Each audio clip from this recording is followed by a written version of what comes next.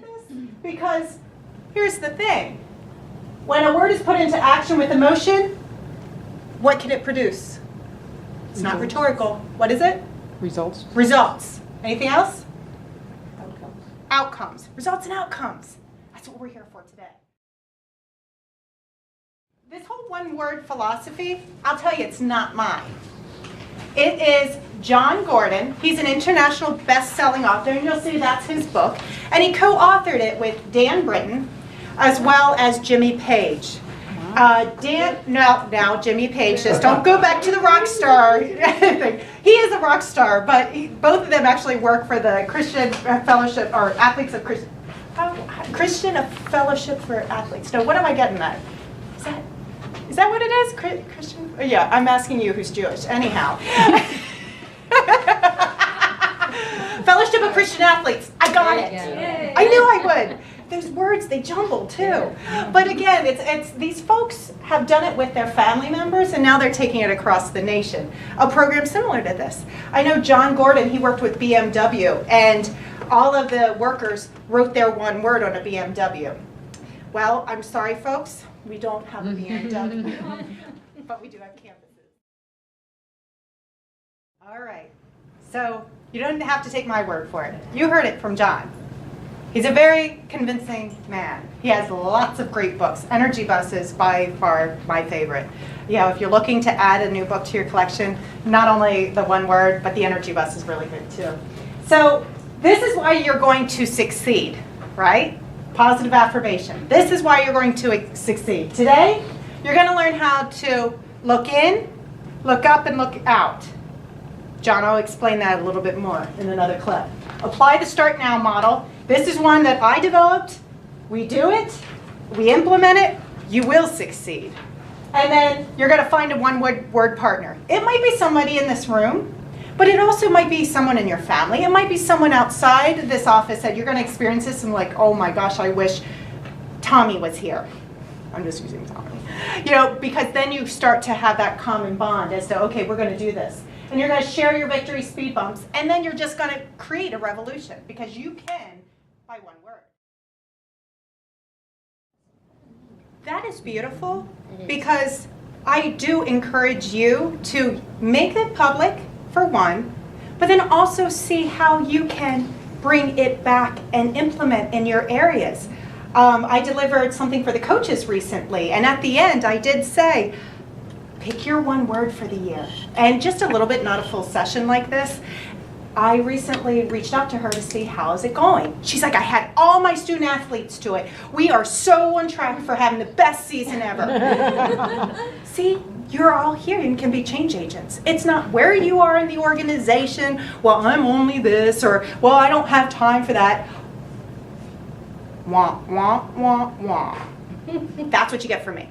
Because you do and can be that change agent in that environment, whether it's one-on-one or group. I'll share with you, my son's this year was this. Nice. So, when I put that out to a few of my friends, everybody's just like, can that be my one word too? And I'm like, you can have whatever one you want. So that's what today is all about, is to be open, be in a safe environment here, and to just share and create together. Because this is an experience, you're the first cohort of the entire Westchester University to have experienced this. You're the trailblazers. If you don't believe you can do it, you can't do it. If you do believe you can do it, you can't do it. That's exactly right. You know what my word is this year? Because I want to get on a national platform with an international best-selling author, I need to believe I'm going to do that. That's a big step.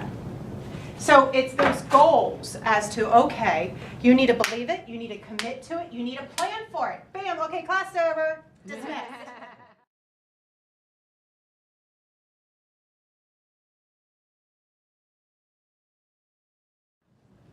So here's the crazy thing. This doesn't have to be your one word, but I want each of you, not each of you, but a few of you to shout out, what are the first three words you saw? Love. Love. Freedom. Freedom. Happiness. Happiness. Intelligence. Intelligence. Beauty. Success. Success. Health. Shorts. Sharp. Experience. Fun. Glad we don't have scissors. I saw pine. What'd you see? Pine. P-I-N-E. Pine. Right there. Your heart pines for someone. Yeah, I think that's how that works. My God. Yes. Power. Power. Friends. Friends. Honesty. Honesty. Isn't that crazy how that worked? We think that we control our mind, but sometimes our mind is already working before we're thinking. So everybody kind of picked out the things that they wanted to see. It's a start. I saw experience, popular, and success. Those are my three. Why? We're going to find out this year, right? But it's intentional thought and actions behind whatever word you're going to choose today that's going to make the difference for you in 2014. And it's true. Mine last year was breathe. For those who know me, this is a good word for me. That means slow down, be mindful of the moments, you know. And at the end of last year, I recounted and looked back and said, my darn, 2013 was much better than 2012. Because, you know, I wrote 6 books in a crazy amount of time. So it's, Molly, what are you doing? Stop. I breathe. These things are transformational. You got to believe it in your heart, because like you said, if you don't believe it, if you don't commit to it, and you don't plan for it, it's not going to happen. As we look to the third step, how are you going to live your one word, and how you're going to make it a part of your life? Your 3 answers in the beginning when I asked you, you know, why don't you keep those New Year's resolutions? I couldn't have picked them more beautifully, because this is where it comes in with your answer to that. Now, how are you going to make it happen? Not just what is it? So we're going to go through that. And as we go to the next slide, we're going to get started. Enough about me. It's all about you.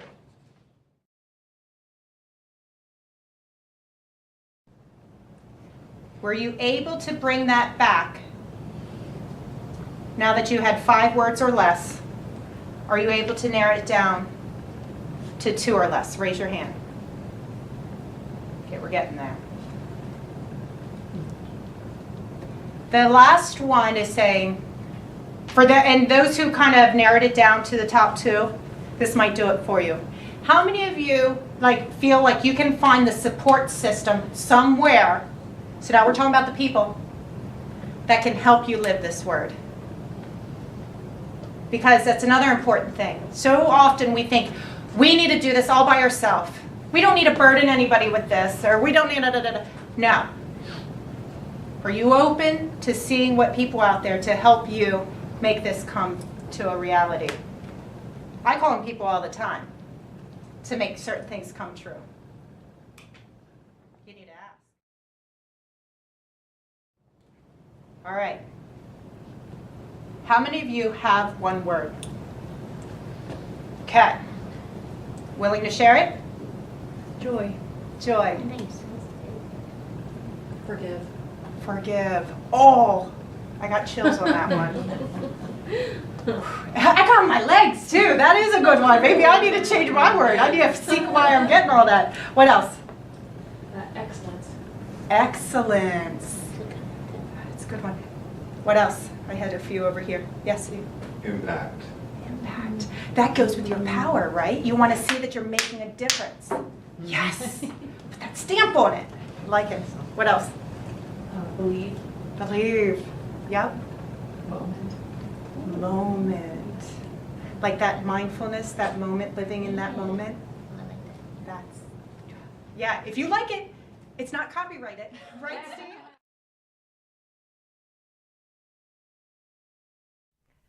This is one of my favorite all-time quotes.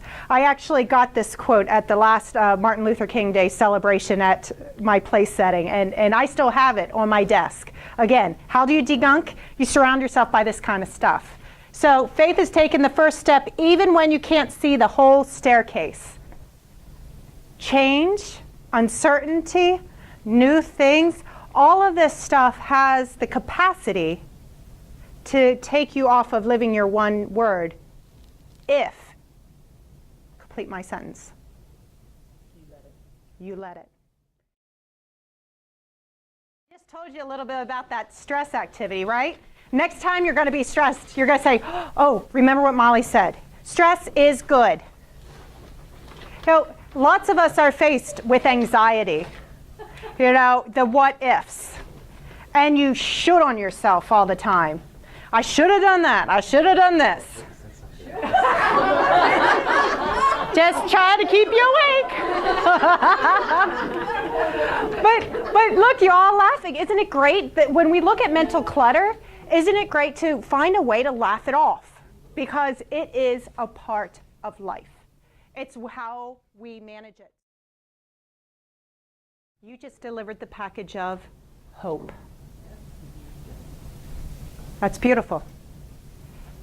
When we're faced with that perspective piece, yesterday, this is a true story, a gentleman shared a story with me that in the late 80s, he was let go from his position and his marriage failed, his 2 kids, and then he decided to, okay, I'll start up a landscaping business. So he did. Well, when the government came after him because he didn't pay his taxes and everything, he ended up sleeping in a storage unit for $35 a month. They didn't know, and they were living out of this car. He's now a 6-figure successful man, but that's perspective. Often, how can we gain perspective? I just gave you an example. Find a story that someone not only went through, but persevered to give you hope that you can get through whatever it is that you're facing. It's a speed bump. I often use that metaphor. Life is sometimes a speed bump. What gear are you going to put it in? And I'm Molly Andretti, so you know where I'm going with this. Saying no. So many people, I'm going to tell you right now, forget that they could say, let me think about it, I'll get back to you. That is not rude. That is not bad etiquette. That is an option that you have. Now, I encourage you not only to stop there, I'll get back to you, add a date, because it can be seen as rude. Can I get back to you in the next 2 days with whether that would work in what I'm already working on? Wow, now you're respecting yourself, and you're not going to drop the ball on anything else, including your family maybe, because you might work late to try to get whatever it is done. These are the tools that we can put in that sack of ours. Who do you need to support you in that journey? Now, when you do the who, I want you to think of no more than 3 people to help you live out your one word. If you only need 1, perfect. But sometimes you require a team. I require a team because I don't want to ask my accountant to come fix my toilet. Okay, so what that means is when you're looking to solve something, you're going to go to the experts to help you through it in that area. If I am having trouble, let's say, working with a coworker, and I go to the person who has had at least 10 PDCs to ask for advice, that's progressive discipline. Yeah, don't want to go there. But if you do, guess what? You'll probably end up there. So it's who you surround yourself with. Who do you want to help you live out that one word? So now I want you to think about what are the things that can take you off track of living that one word every moment, every waking moment as much as you can. Nothing's perfect, remember, we threw out the word perfect. But what are those things that can rock your world, possibly, in living out that one word? I want you to go back to that driving force you have. This is the next step to that. How do you strengthen that driving force? How do you strengthen it? And I said you, not me, you. It might require you to work collaboratively with someone to help you do that. But again, You need to focus on what is in your control in the beginning. What is in your control? Restraining forces. Do you want to strengthen them or weaken them? Weaken them. So look at that restraining force that you identified. What is that thing that can take you off? It could be a person too. Because on my average of 10, I have one that's pretty toxic. And it's not Scott. For the record. But how do I manage this individual? This individual is a restraining force. What do I have? We forget we have control over that too, of setting expectations and boundaries of how we communicate and how we prefer to communicate and how we're going to not necessarily say, okay, we're going to be best friends, but how are we going to exist to accomplish a goal, whatever that is. Big stuff, right? Heavy stuff. This is where that commitment thing we were talking about and the planning thing, this is why this is not going to be a New Year's resolution. This is going to be something that transforms your life. So if you look at how you define your success, I tell you, I coach people all the time. What they fail to do is, what does success look like? They put something out there and then they don't know when they even achieved it, because then they're always like keeping on going and not taking a breath. So write certain things down that you're going to know that you have lived out that one word. It might be, I feel more relaxed. I feel more in control. Those are feeling words. But it might be, my relationships are stronger. I get my work done on time. You know, whatever it is. What are the things? How do you define your success of living your one word?